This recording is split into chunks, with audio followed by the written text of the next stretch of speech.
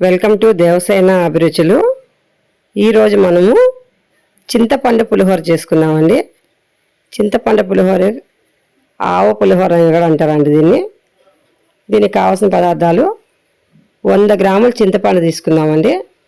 100 గ్రాముల చింతపండుని నీట్గా ఏరుకొని గింజలు లేకుండా నార లేకుండా చూసుకోవాలి. ఇప్పుడు మనం ఇది ఒక పెద్ద గ్లాస్ నిండా వాటర్ పోసుకొని నానబెట్టుకుందాము. ఎందుకంటే దీన్ని బాగా పిసికి ఉప్పు కూడా ఇప్పుడే వేసుకోవాలండి. సాల్ట్ ఒక 2 చెంచాలు సాల్ట్ వేసుకోండి.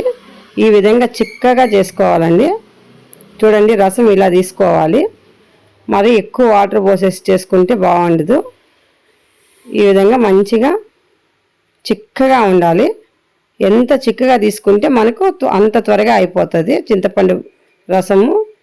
లేకపోతే ఎక్కువసేపు ఉడకబెట్టాల్సి వస్తుందండి. అందుకని సాధ్యమైనంత చిక్కగా తీసుకోవాలి. ఇప్పుడు దీంట్లో పచ్చిమిరపకాయలు ఒక 5 తీసుకోవాలండి. 5 వేయండి, కొంచెం ఘాటు ఉంటే బాగుంటుంది.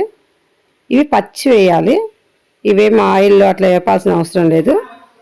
పచ్చిమిరపకాయలు పచ్చివి ఒక 5 వేసి, కరివేపాకు కూడా ఈ రసంలోనే వేసేసుకోవాలి.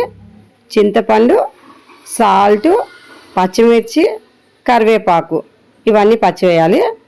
చూడండి, కొంచెం బెల్లం 1 టీ స్పూన్ అంతా బెల్లం తురుముని వేసేసుకోవాలి.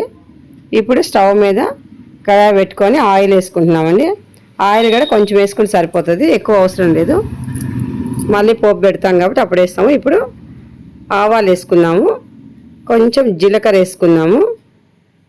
ఆవాలు జీలకర్ర కొంచెం వేగిన తర్వాత ఎండుమిర్చి ఒక 4 ఎండుమిర్చి కూడా వేసేసుకోవాలండి. ఇంగువ, ఎల్జీ ఇంగువ, మీ ఇష్టం వచ్చిన ఇంగువ వేసుకోవచ్చండి. నేనైతే ఎల్జీ ఇంగువ వాడుతున్నాను. ఇంగువ వేస్తే పులిహోర చాలా టేస్టీగా ఉంటుంది, చాలా బాగుంటుంది. పసుపు ఒక 1/2 టీ స్పూను పసుపు వేసుకున్నాము. చూడండి, ఇప్పుడు ఇందులో మనం కలిపి పెట్టుకున్న చింతపండు పులుసుని ఇందులో వేసేసుకున్నాము. వేసేసుకొని మూత పెట్టి ఉడికించుకోవాలండి. సన్న మంట మీద బాగా గట్టిపడే వరకు ఉడికించుకోవాలండి. ఇది బాగా గట్టిగా ఉడకాలి, చిక్కబడిపోవాలి మొత్తం అనేది, వాటర్ అనేది లేకుండా. అది ఉడికే లోపల మనం మసాలా రెడీ చేసుకున్నాము. కడాయి పెట్టుకొని కడాయిలో ఒక 1/2 టీ స్పూన్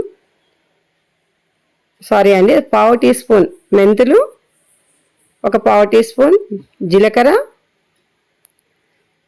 ఒక 1/2 టీ స్పూన్ మిరియాలు, 1 స్పూన్ నిండా ఆవాలు. పొయ్యికి ఆవాలు ఎక్కువ ఉండాలి. ఎండుమిర్చి ఒక 4-5 వేసేసి సన్న మంట మీద బాగా వేపుకోవాలండి.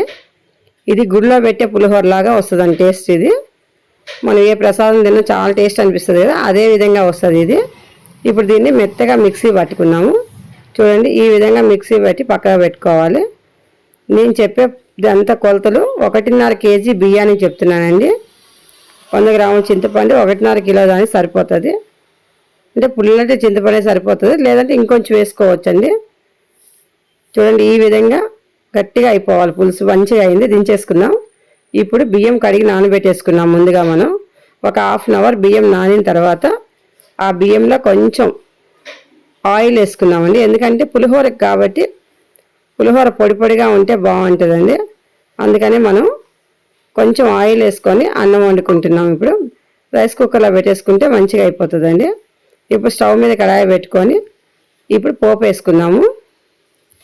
చూడండి, మెత్తగా ఈ పొడి కూడా రెడీ అయిపోయింది. అన్నం కూడా చల్లారి పెట్టేసుకున్నామండి. అన్నం అయిపోయింది, చల్లారి పెట్టుకున్నాం. ఇప్పుడు పోపు వేసుకుంటున్నాము. ఆవాలు, కొంచెం జీలకర్ర, ఎంత వేసినా జీలకర్ర టేస్ట్ బాగుంటుందండి. అందుకే అన్ని సార్లు కూడా కొంచెం వేస్తూ ఉన్నాను నేను.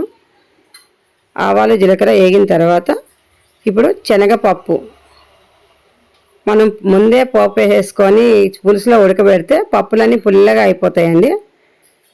ఒక 2 చెంచాలు పల్లీలు,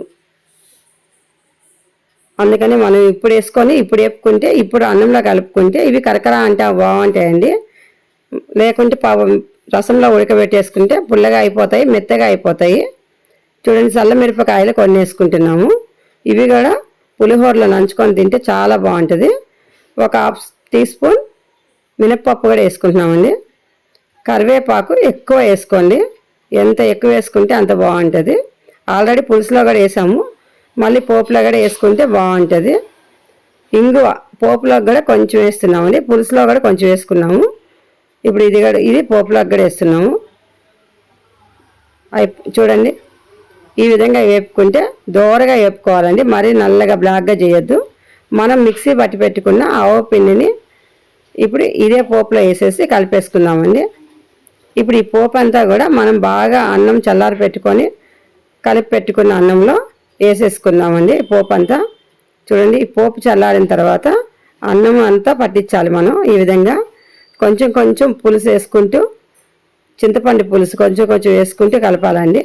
ఎందుకంటే పులుపు ఎంత పడుతుంది అనేది తెలియదు కాబట్టి మనం కొంచెం కొంచెం వేసుకుంటే ఆవపిండి పోపు అన్నీ కలిసేటట్టు బాగా కలుపుకోవాలి. చూడండి ఎంత బాగుందో. లైక్ చేయండి, షేర్ చేయండి, సబ్స్క్రైబ్ చేయండి.